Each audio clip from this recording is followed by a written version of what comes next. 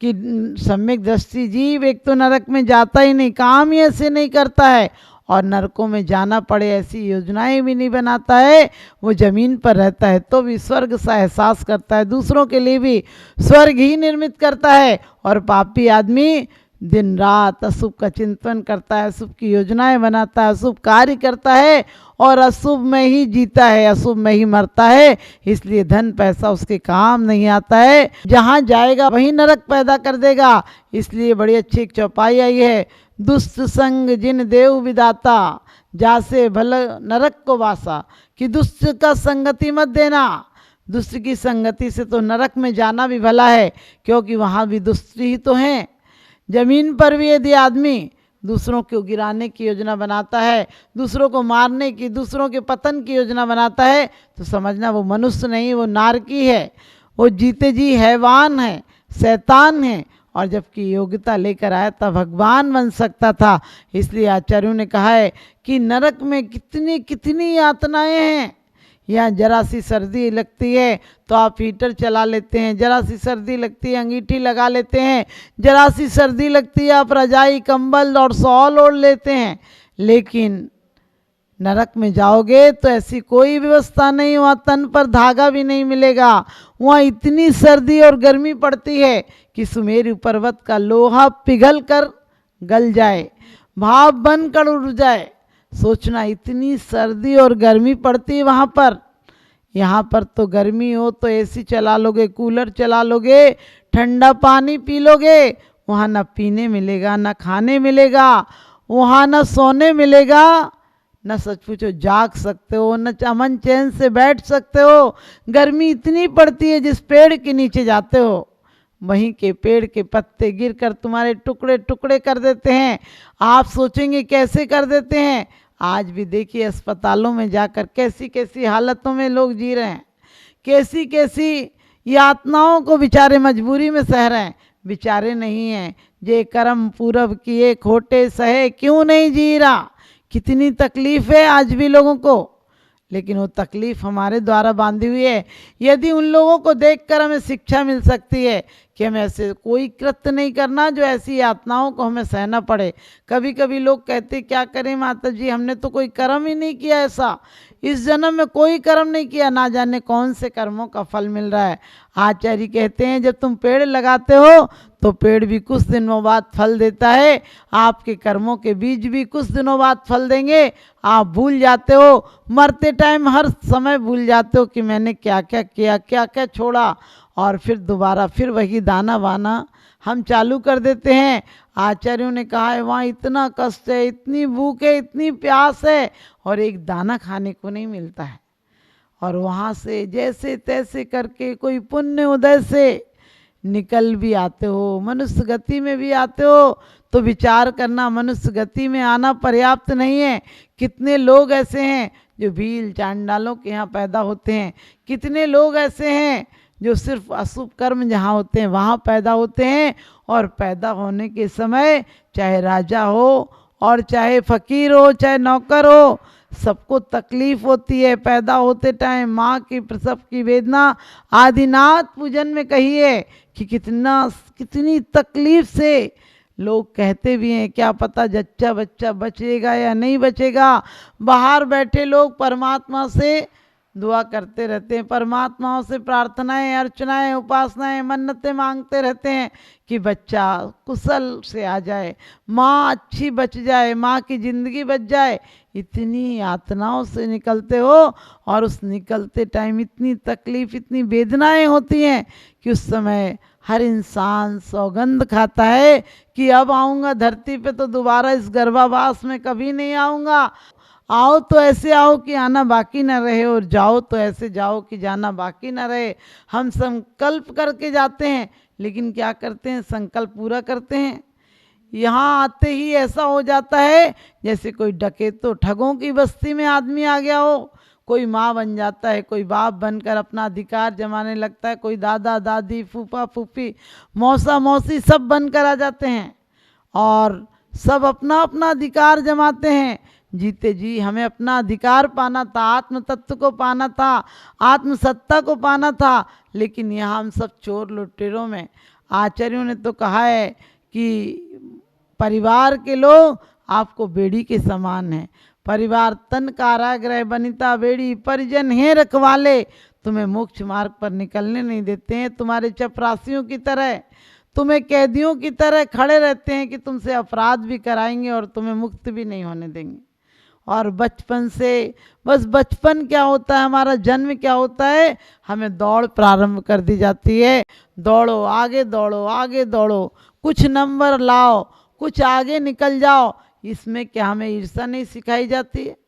इसमें क्या हमें विरोधाभास नहीं सिखाया जाता है कि अपने टक्कर में किसी को मत आने देना, तुम सबसे आगे खड़े रहना, सबको ईर्ष्या के पात्र बन जाना, सब तुम्हें देखकर तुम्हारे जैसे बनने की भाव रखें लेकिन तुम जैसे बन नहीं पाए। हम ये जहर घोलते हैं बच्चों को। हम भी यही चाहते हैं कि इस बच्चा सबसे आगे निकल जाए। वो बच्चा तुमसे भी आगे निकल जाएगा, वो नंबरों में आगे निकल जाएगा, लेकिन जीवन की दौड़ में, जीवन के उत्थान की दौड़ में आगे नहीं निकल पाएगा।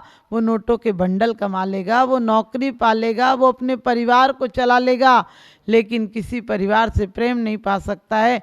हम बच्चों को योग्यताएं सिखाएं कि बेटा अच्छी पढ़ाई करो, लेकिन किसी से आगे मत बढ़ जाओ। तुम अपनी योग्यता से सबको लेकर आगे बढ़ो, सबकी दुआएं तुम्हारे साथ हों।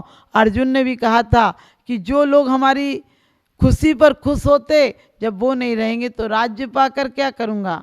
आप भी सोचिए कि जो हमारे समाज के लोग हैं, परिवार के लोग हैं, हमारे निकट संबंधी हैं, उनको हम पीछे छोड़कर आगे जाकर भी क्या करेंगे। आगे क्या मिलेगा, क्या मिलता है लोगों को दौड़कर? साइकिल से मोटरसाइकिल और मोटरसाइकिल से चार पहिए गाड़ी मिलती है। चार पहिए से हो सकता है तुम प्लेन में भी उड़ जाओ, लेकिन जितनी भी बार प्रिय चंदा पर चालू की गई चढ़ाई है, बदले में उतने बार मनुष्य के धूल हाथ में आई है। यदि ऐसी निज शक्ति चेतन कहीं निज में जगा लेता, तू चंद्रलोक की क्या कहता, तू मुक्ति लोक भी पा लेता। हमने बच्चों को क्या सिखाया है? जैसी दौड़ सिखाई है ऐसी आत्म होड़ सिखाई होती, आत्मा की तरफ बढ़ने की कला सिखाई होती, तो मोक्ष महल तक पहुंच जाते। आसमान की तो बात क्या है, उड़ान की तो बात क्या है, हम इतने ऊपर उठ जाते कि जिसके बाद कभी गिरना संभव नहीं था।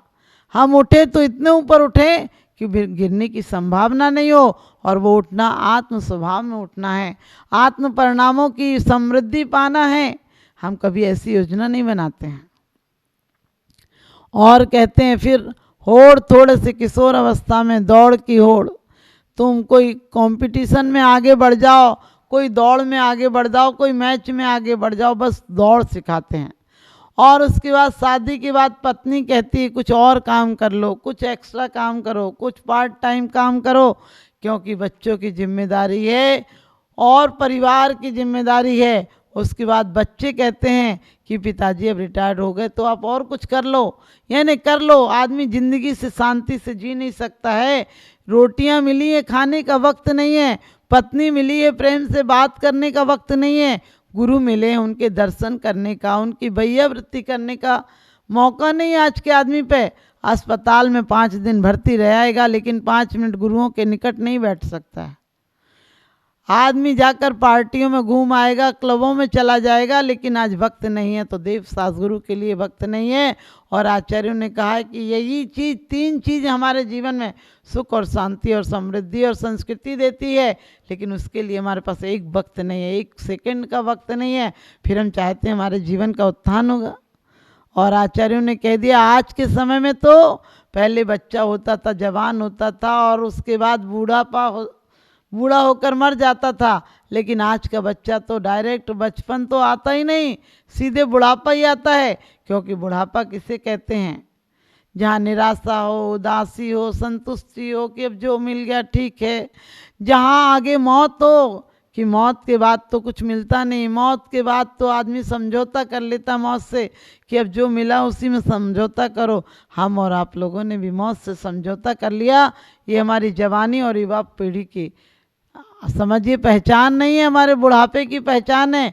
क्योंकि बुढ़ापे में सिर्फ मौत दिखती है, और आज तो आदमी सुबह निकलता है तो क्या पता शाम को घर लौट कर आएगा या नहीं आएगा, पता नहीं उसे किस दौर पर कौन उसके साथ बेईमानी कर ले, छल कपट कर ले, जहर दे दे, मौत की योजना बना दे, या स्वयं एक्सीडेंट हो जाए।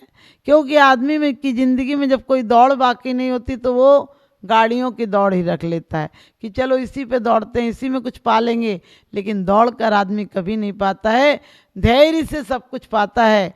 क्योंकि धैर्य हो तो बरसात भी समय पर होती है, और वो बरसात मानतुंगाचार्य कहते हैं कि जो स्वभाव ते उपजे ना सजल बेगते कौने काज।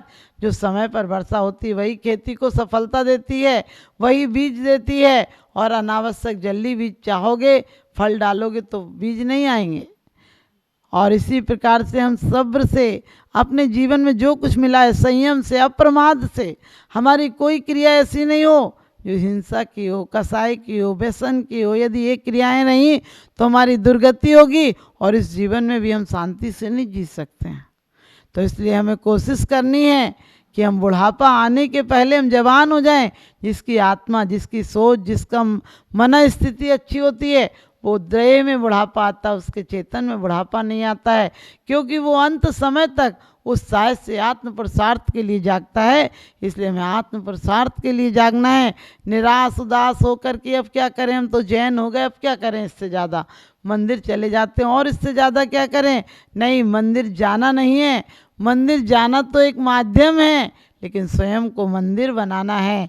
मम गृह ध्यान दुबार आए निवसो जगनामी, जो सुवर्ण तन करो कौन ये अचरज स्वामी। कितनी सुंदर बात कही है कि भगवान जब मेरे मन मंदिर में आप विराजमान हो तो मेरी आत्मा को, मेरी परिणति को सोने जैसा कर दोगे, कसायों की जंग से रहित कर दोगे, तो मेरी आत्मा भी स्वर्ण जैसी निष्कसाय निष्कंटिका किरण मार्ग पर बढ़ सकेगी। तो हम अब कभी सोचते हैं कि हम मंदिरों में जाते हैं, मंदिर तो बाहर से बनाए हुए हैं। अपनी आत्मा को मंदिर कब बनाओगे? आत्मा को मंदिर बनाना है तो अभी से अपनी परिणति को बदलो, वरना हर गति में दुख के अलावा कुछ नहीं मिलेगा। आदमी जिंदगी भर दौड़ता है और खाली हाथ सब कुछ छोड़ता है। जो जितना दौड़ता है उतना छोड़ता है।